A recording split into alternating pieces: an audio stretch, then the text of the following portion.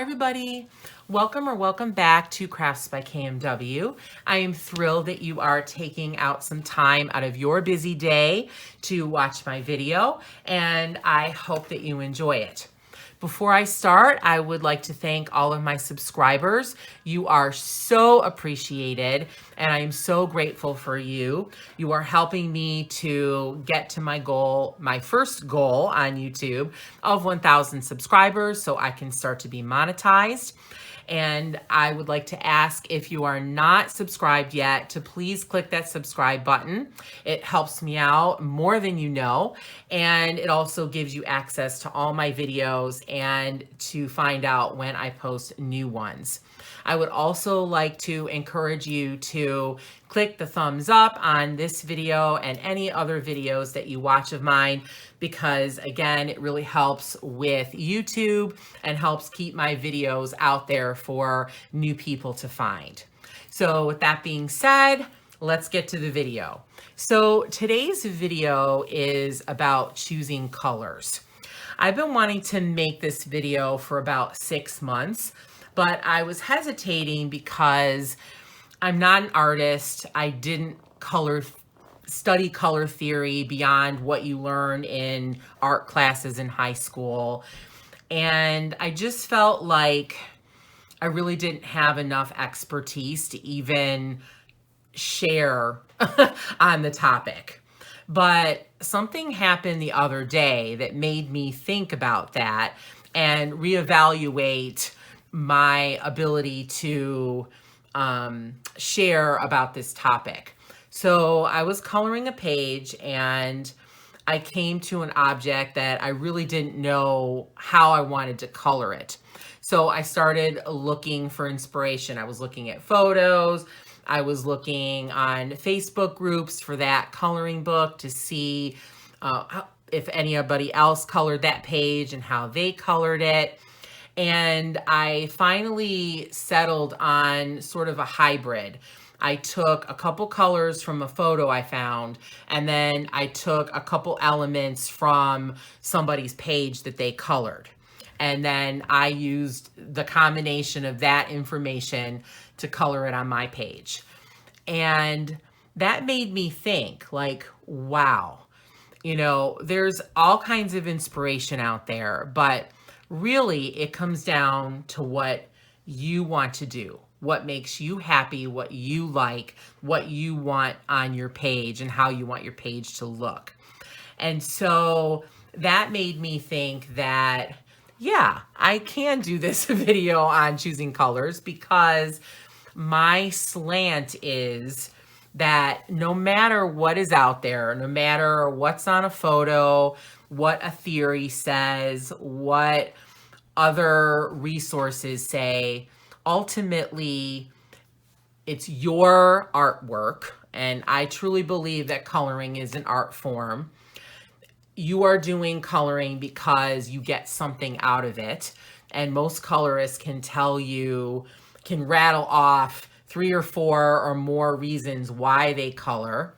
I know I can. I color for stress relief. I color for creativity. I color because it gives me something to do. I color because it's fun. I color because I love buying new supplies to color with. And there's a couple more. So it's a very fulfilling craft or art form. And we do it because we like it. And the only person that you are coloring for is yourself, really. I mean, many people color for home decoration or to give us gifts, but basically your aesthetic is what matters on the coloring page. And when you finish a page, you want to be able to look at it and go, oh, I really like this page. I love how it turned out. I'm so happy I colored it. I'm so happy with it. I feel fulfilled and excited. Let's color more. And that's all that matters at the end of the day. So what looks good to you? Same with fashion. You know, there are people that say, oh, well, you can't wear that color with that color. Yeah, you can if that's what you want to do. So same theory. So I'm going to be sharing with you 6 ways to get inspiration for color choices with the slant that basically it's up to you, and you can change those ideas. You can take elements and pieces from them that you want and make it yours, because your happiness and your fulfillment and what you like is all that matters. So with that in mind, the first idea is from photos. So all of us have probably a million photos lying around, photos on your phone. And of course, we have access with the internet to billions, if not more, photographs online. So you can always find inspiration from a photograph. Just one thing to keep in mind is that you pull from a photograph what you can use. Sometimes you can't reproduce exactly what's on the photograph on your page.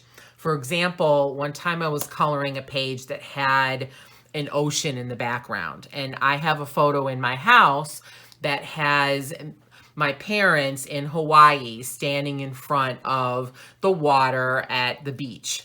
And I love the way the water looked. It had those foamy ripples, like lots of them in a row. I don't know if you know what I mean, but it's just so pretty.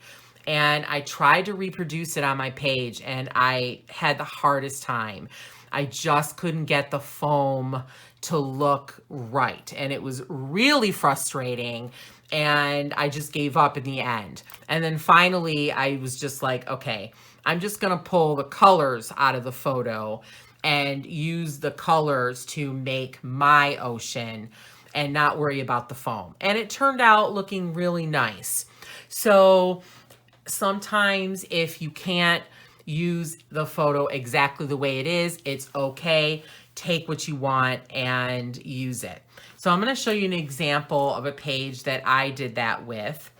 So this is a page from Nature Mandalas, and this is the moth page. Really love this composition, and I wanted to make this page look really nice.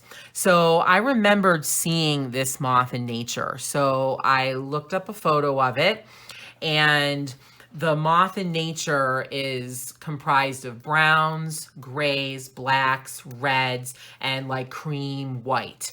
So I took those colors and I colored the moth on the page, the two moths on the page with those colors. She did not draw the moth exactly the way it looks in nature, so I couldn't replicate it exactly. And also, I wanted to color these big eyes, I call them, red, because I wanted them to pop. So I did not replicate the moth exactly, but I did use the colors as inspiration. And then I just wound up sticking with those colors for the rest of the page, and I absolutely love how it turned out. It's a page that is different from my normal style. I normally don't limit myself to a certain number of colors. Usually I use lots and lots of colors. I like my pages to be colorful and bright, but for this page, a limited palette was just perfect, and I'm so happy I got that inspiration from the photo. So next is the color wheel. So when I started scrapbooking in the early 90s, color wheels were sort of a rage to help you choose your colors for your pages, for photo mats and the backgrounds and all of that. So I actually have a tangible color wheel, but I can't find it. But luckily today we have the internet, and when you Google color wheel or whatever search engine you use, there are just millions of different color wheels. And so you can print one. You don't have to buy it. Of course you can. All art stores, Michaels, Blix, Amazon, they all sell color wheels that you can buy at different complexities. Some of them have like wheels on top where you can turn and hide, only show like the colors that you want, which is really nice. Mine is like that. But A simple one is just fine too. So this is one that I printed from online, and it's a pretty simple one. So if you've never used a color wheel before, they have the primary, secondary, and tertiary colors on there. Some of them will show more tertiary colors. This one is limited, which I really like. I didn't want it to be too complex. And then most color wheels will also show you different gradients of a certain color. So they'll show you the lightest to the darkest, which is really helpful as well. I could choose colors on this band, which will be really light, very pastel colors. And then I could choose my colors from this one if I want them darker and or brighter. So obviously the primary colors are yellow, red, and blue. And then the secondary colors are orange, green, and purple. On this one, it's called violet, but same thing. And then all the rest of the colors are tertiary because they are made from the colors on the primary and the secondary colors. So you have your yellow green, which are made from yellow and greens. You have your mauves, which are made from pinks and violets, and so on and so forth. So then there are different ways that you can use these colors on the wheel to build color schemes and put colors together. I'm going to share 4 with you. So the first one is analogous or analogous. I don't even know how to say that word. I usually say analogous. But basically using colors that are next to one another on the color wheel. So here they have highlighted reds, oranges, and yellows. So on this color wheel, we have red, orange, yellow. You might use yellow, greens, and greens. You might use pink, mauve, and purple, or blue, green, blue, and blue, violet, or blue, purple. And these colors, again, in theory, go nicely together. And if you do blending and shading, you probably already know this and do this, because when you're blending colors, you want to blend similar shades because they blend better together. And then the next one is monochromatic. So monochromatic is using different tones or shades of a single color. So for example, I can just use oranges and use different shades of orange from light to dark. And again, if you shade or blend, you probably do this all the time because shades or tones of the same color blend together really well. Next, we have the triadic.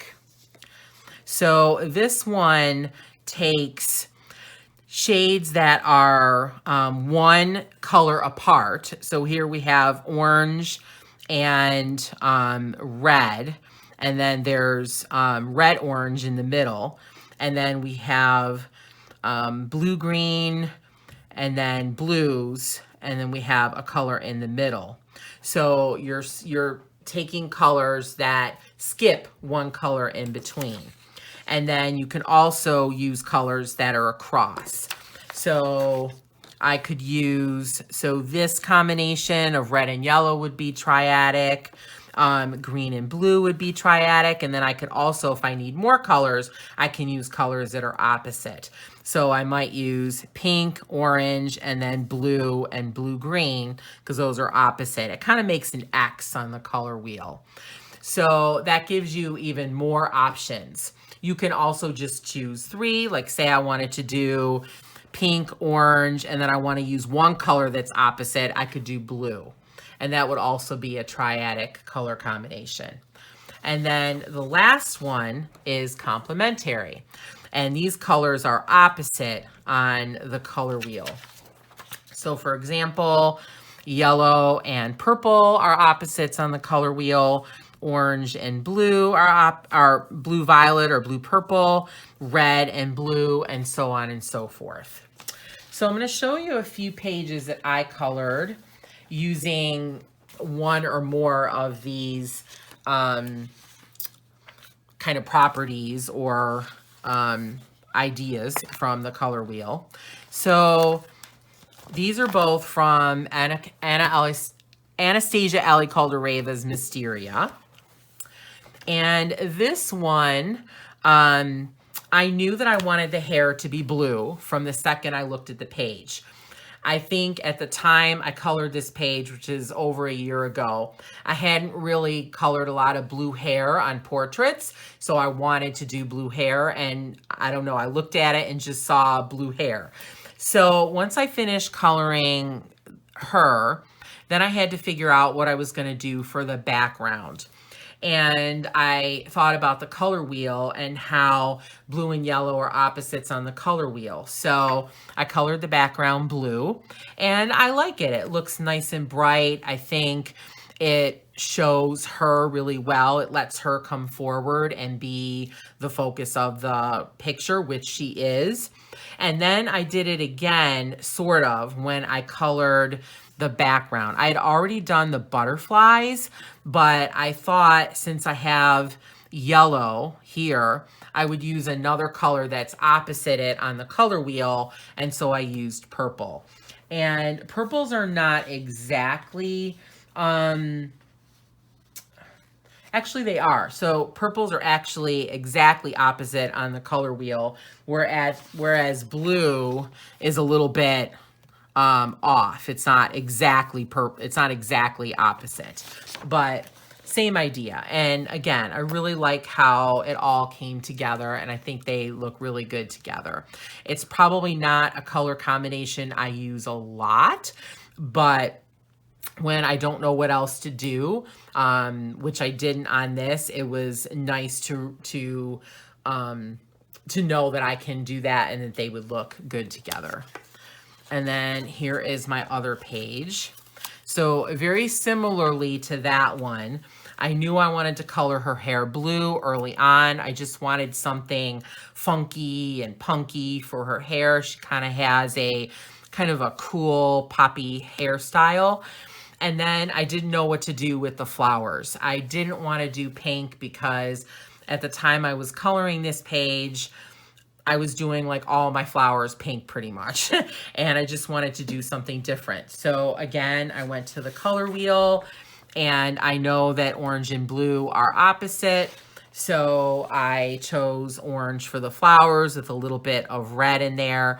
And I really, really like the end result. I think it looks really, really cool.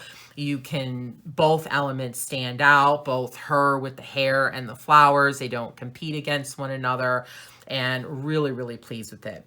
Blue and orange is a color combination I like better than purple and yellow, so I have used it in other pages.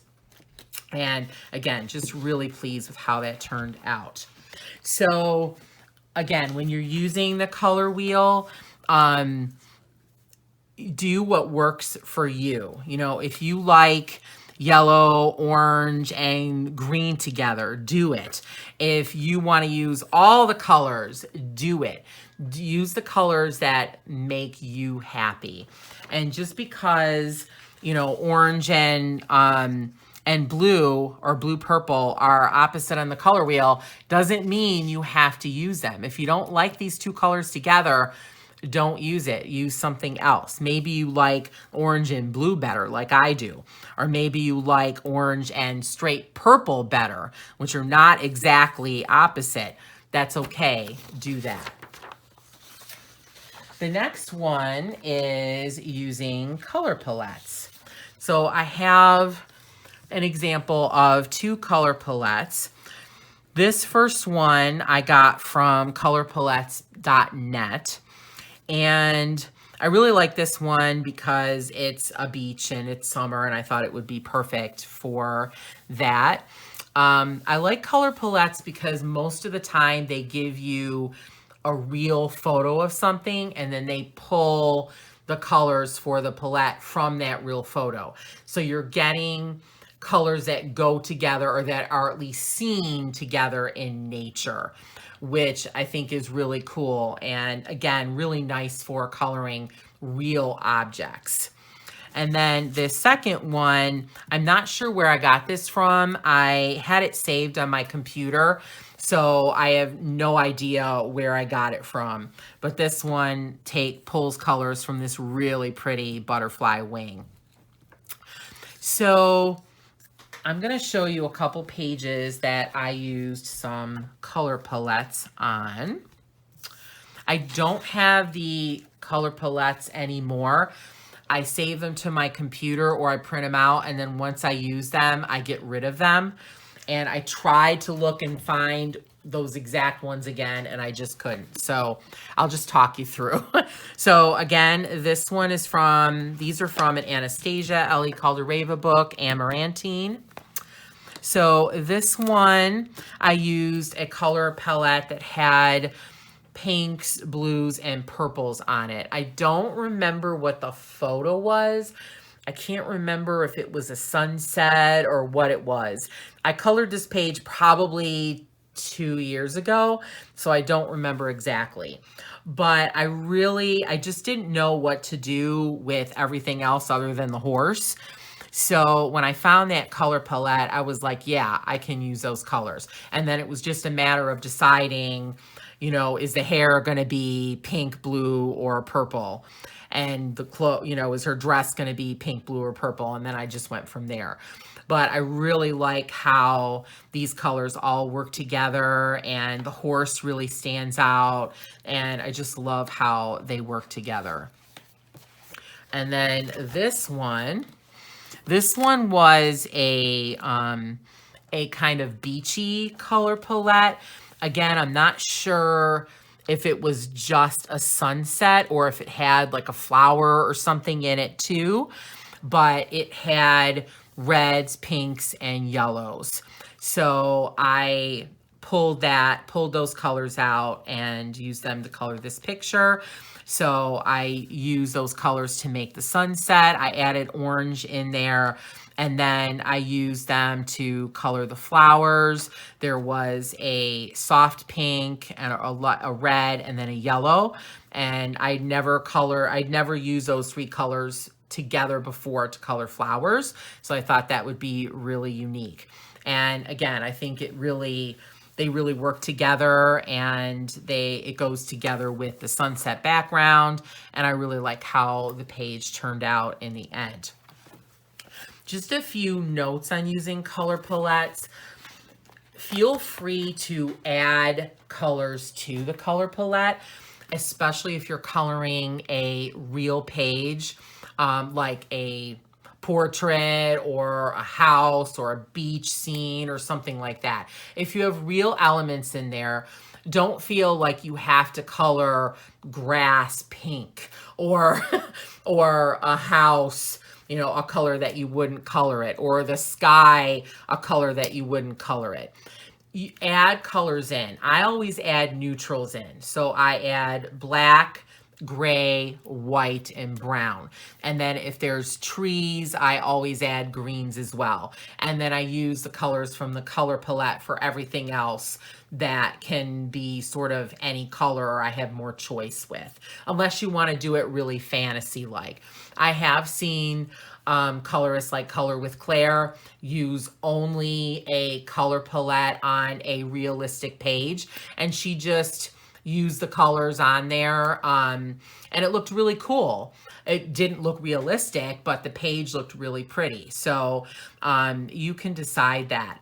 And then the other thing is, don't get bogged down with trying to match your actual pencils or markers or whatever supply you're going to use to the actual colors in the color palette. So for example, if you don't have, like if I were using this one and I didn't have this exact shade of like caramel, I would just choose something that's similar. You don't have to feel like it has to be exact or really, really close. if you don't really like this shade of blue, then use a different shade of blue. You're still using the color palette, but you're doing what you want and you are alleviating a lot of stress. I have watched color alongs on YouTube where people use a color palette and then spent an hour trying to match pencils to the exact colors on the palette. And that's okay. I'm not mocking it or knocking it if that's what you want to do, but to me, it just seemed like such a waste of time. And when they were doing their little swatches, I thought, well, that looks pretty good. And they were like, no, that's not close enough. And they tried more, where I would have stopped long ago and just chosen that pencil. So don't feel like you have to do that. If you can get close enough, or if you want to swap out a shade because there's something that you like better, you can do that. Again, these are your pages. This is your artwork. And even though you're getting inspiration from something else, you can alter or modify that inspiration to fit your needs. So the next one is other colorists finished pages. So I don't know about you, but I do this a lot. I am on a lot of Facebook groups. I'm on just a lot of general coloring Facebook groups, and then I'm on a lot of authors Facebook groups. So for example, I belong to several Kirby Roseanne's books. I Facebook groups. I belong to Hannah Carl's in one. Authors that I have their books, I try to find their Facebook groups or fans of Facebook groups. And I love looking through everybody's color pages, and I get so much inspiration from them. Sometimes I get inspiration just for one thing. Sometimes I get inspiration for an entire page. And you don't have to have the exact book to get inspiration. I've gotten inspiration for various backgrounds from pages that I don't even have the book for, but I love how they did the background, so I just used that and did a background in a book that I have. So I'm going to show you a couple of these from Mythic World by Kirby Roseanne's. So this first one is, or was inspired by Color with Claire. And she did hers, she did a stormy sky. And I really loved how it looked. I don't think that I would have done the sky stormy if I hadn't seen her page. But once I saw her page, I was like, yeah, that makes sense, because these two guys are going at it. They're throwing things at each other. You know, he's probably whacking stuff with his club. There's probably a lot going on. So I could totally see a stormy sky. So my stormy sky and hers look different. I think she used some like magenta and some different colors in hers, where I just used grays and blacks. But I was inspired by that, and I'm really happy that I saw her page. So this next one is, I took the color of the bird from somebody's finished work. She used purples, and I didn't know what to color the bird, and I really don't know what I would have done with it before I saw hers. And when I saw the purple, I was like, oh yeah, that's it. And so I took inspiration from that page, and I really like how it turned out. And then this page in the back. Okay. So this one, I saw this finished page, and she colored her dragon black with red, and I absolutely fell in love with it. Now I changed it a little bit. I did the feathers here on the wings a little bit differently, and then on this part of the wing, I did it, I'm gonna bring it down so you can see it a little better. I wanted it to look more webby, so I did it with fine liner pen to make it look sort of webbed. Like you see on pictures or movies of dragons. So I did change it a little bit, but I am so glad that I saw this black dragon, because I don't know if I would have colored the dragon black if I hadn't seen her page. I'm not sure what color I was going to color it. I think I was leaving this page because I really didn't know, but I'm really truly grateful for getting that inspiration. And again, you can take little bits and parts that you like and use them in your pages. And if you like somebody's page, I mean, exactly the way they do it, then color it exactly the way they do it. There's nothing wrong with that as well. A lot of people do color alongs and they follow the color along and they color the page exactly the way the colorist did in the color along. And that is totally fine. Again, it's what makes you happy and what's going to make you feel really positive and excited and happy with the page that you color. So the next one is sort of similar to this. So it's asking for suggestions. I see a lot of people on Facebook put a blank page or a work in progress and say, hey, you know, I don't know what to do with the background in this. What does everybody think? And you get inspiration from that. Everybody will put down what they think, give you ideas. I've even seen people put, oh, I colored this page. Here's what I did. And it can be really helpful. And again, you take what you want from it and then make it your own and do what you like. I have not really done that. I could probably with about 30 pages that I have in progress, but I just haven't done so. I don't know. I just don't think to take pictures of unfinished pages. I only take pictures of my finished pages. So it's probably why I haven't done it. Sorry, I just needed to take a quick drink there. From my very favorite cup, my Harry Potter Hedwig Owl cup.